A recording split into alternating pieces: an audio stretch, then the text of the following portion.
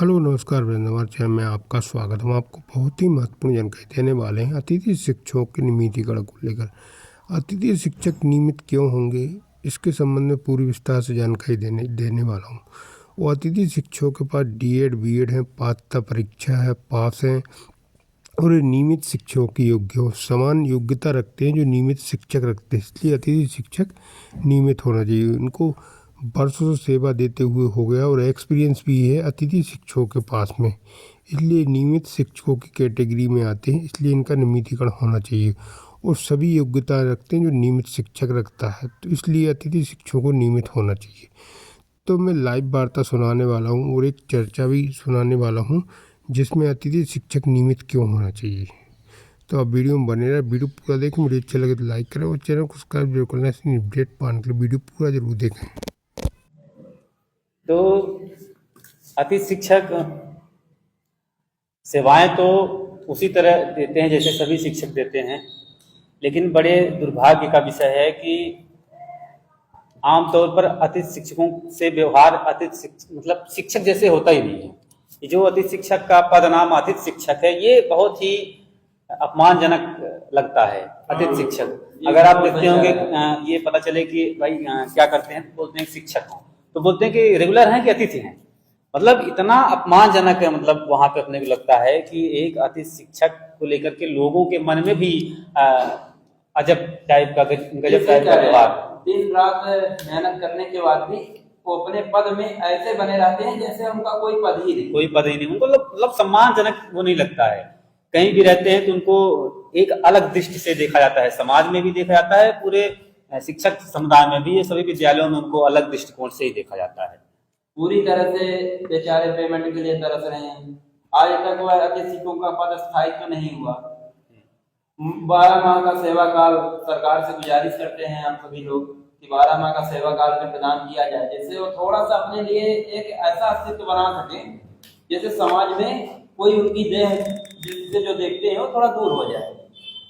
इसके पहले सरकार में माननीय मुख्यमंत्री शिवराज सिंह चौहान जी थे, जिन्होंने अपने प्रयास से अपने मुख्यमंत्री की सेवा काल में उन्होंने अतिथि शिक्षकों के लिए जो भी दिया तो बहुत कुछ दिया। जैसे उन्होंने वेतन बढ़ाया है ना, दोगुना वेतन किया। जहाँ 7,000 मिलता था 14 हो गया, 5 का 10 हो गया, 9 का 18 हो गया। ये थोड़ा सा वो था कि चलिए हाँ कुछ अतिथि शिक्षक आदमी मतलब कर रहा है तो थोड़ा सा कुछ हुआ, सम्मानजनक है, मतलब पहले से अच्छा है। लेकिन चाहिए तो ऐसा कि समान कार्य समान वेतन। भाई वही काम तो अतिथि शिक्षक भी कर रहे हैं, जो कार्य स्कूलों में रेगुलर शिक्षक कर रहे हैं वही काम अतिथि शिक्षक भी उतनी ही मेहनत कर रहे हैं। ऐसा भी नहीं है कि कम मेहनत कर रहे हैं, कि वो 6 पीरियड पढ़ा रहे हैं, 4 पीरियड पढ़ा रहे हैं तो अतिथि शिक्षक कम पढ़ा रहे हैं, ऐसा भी नहीं है। हाँ, सब उतना ही पढ़ा रहे हैं, सरकार की निगाहों में है, पूरी तरह सरकार के हिसाब से काम कर। तो सरकार यदि चाहे तो जो दोहरा मापदंड है शिक्षकों के प्रति तो वो समाप्त कर सकती है, ऐसा नहीं है। हाँ, इसमें एक समस्या और भी आती है। जैसे मान लीजिए अतिथि शिक्षक उनका भर्ती हो गया, 20 साल में भर्ती हो गए, 25 साल 30 साल 35 साल तक उन्होंने अतिथि शिक्षक में सेवाएं दी, कार्यरत थे। फिर उन्हें एकाएक वहां से हटा दिया गया, कोई शिक्षक आ गया तो उनको हटा दिया जाता है। तो बेचारे वो अतिथि शिक्षक 35-40 साल की उम्र में जब बिल्कुल शिक्षा से दूर हो जाएंगे तो दूसरे विभाग में काम कैसे कर पाएंगे।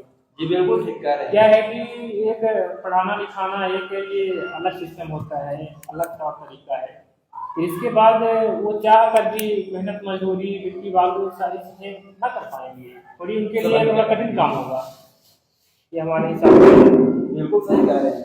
क्या है कि समय के साथ कार्य करना उचित होता है। बिल्कुल, मान लीजिए कि हम 20-22 साल 25 साल की उम्र में मजदूरी भी कर लेंगे, वो मेरी आयु में रहेगा तो करते रहेंगे।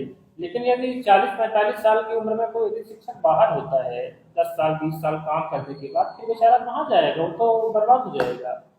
ये समस्याएं मध्य प्रदेश की सरकार से हम सबकी यही आस है कि हमारा पद स्थायित्व किया जाए और समान वेतन समान कार्य उसके लिए भी ध्यान दें, जैसे हम सबका भविष्य सुरक्षित हो सके और अपने घर का जीविकोपार्जन सही ढंग से कर सके। क्या है कि भाई जी, मैं एक बात आपसे पूछना चाहूंगा, जो आज का समय है अतिथि शिक्षकों के लिए, विद्यालय के प्रति आदमी दिन प्रतिदिन काम करता है, तो उसमें पढ़ाई बस का काम अतिथि शिक्षक कर रहे हैं या ऑनलाइन में हर कार्य कर रहे हैं? देखिए, जो अतिथि शिक्षक हैं बिल्कुल अभी नए प्रकार से नए निकले हुए स्टूडेंट हैं ज़्यादातर, और उन्हें टेक्निकल जानकारी भी है। तो जब वो विद्यालय में जाते हैं तो वो शैक्षणिक कार्य के साथ साथ वो विद्यालय के अन्य ऑनलाइन कार्य भी संभालते हैं। जी। विद्यालय में इतने ऑनलाइन कार्य हैं, सरकार की इतनी सारी योजनाएं हैं जो सारे ऑनलाइन प्लेटफॉर्म पे उपलब्ध होती हैं। तो वो शैक्षणिक कार्य के साथ साथ विद्यालय के सहयोग में वो ऑनलाइन भी काम करते हैं। ऐसा नहीं कि केवल शैक्षणिक कार्य करते हैं, वो ऑनलाइन कार्य भी जो विद्यालय के कार्यों को निपटाते हैं। ये बात है। तो अगर विद्यालय में हर कार्य अतिथि शिक्षक है अपने पूरे प्रतिभा के साथ और जिम्मेदारी के साथ निभा रहे हैं कि हमारी विद्यालय है, और उसके बाद भी हमारे विद्यालय होते हुए भी हमारे विद्यालय नहीं है, तो हमारी सरकार से यही गुजारिश है कि अगर हमारी विद्यालय है तो हमें उस विद्यालय में अस्थायी रूप से जो रखे गए हैं तो स्थायी कर दें, जैसे हम लोग अभी आगे जाके अपने भविष्य के बारे में चिंतित न रहें। क्या है कि इसमें थोड़ी हो भी सकता है, किसी को लगता होगा कि 12 माह का सेवा काल नहीं हो सकता। ऐसा बिल्कुल नहीं है। छत्तीसगढ़ सरकार की तरफ से एक नियम आया है, वहाँ के अतिथि शिक्षकों के लिए सरकार ने उनका भविष्य सुरक्षित किया है, उनका 12 माह का सेवा काल किया है, और जो उनका पद होता है उनको रिक्त नहीं माना है। देखिए क्या है थोड़ी वहाँ के जो शिक्षक हैं उनका थोड़ी भविष्य सुरक्षित है, अच्छा है आपकी अपेक्षा। अन्य राज्यों की तरह अगर मध्य प्रदेश सरकार चाहे तो मध्य प्रदेश में भी शिक्षकों का भला हो सकता है। जैसे शिक्षकों को एक बहुत बड़ा डर रहता है, डर का है वो पहले से ही क्लियर है कि केवल 10 माह सेवा देते हैं, है ना।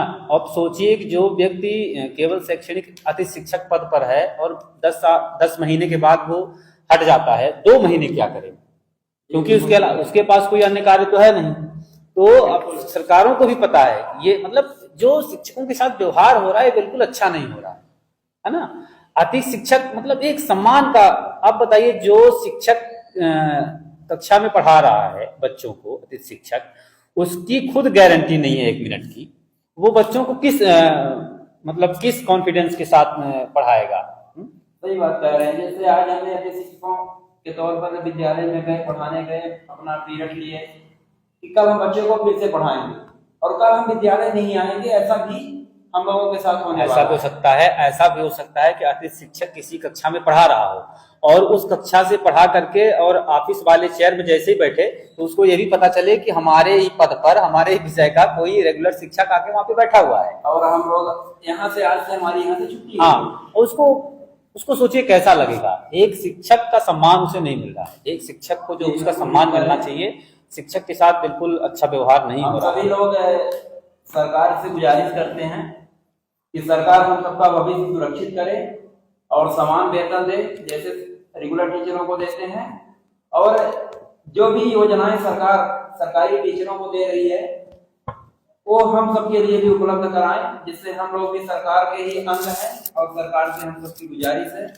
जय हिंद, जय भारत।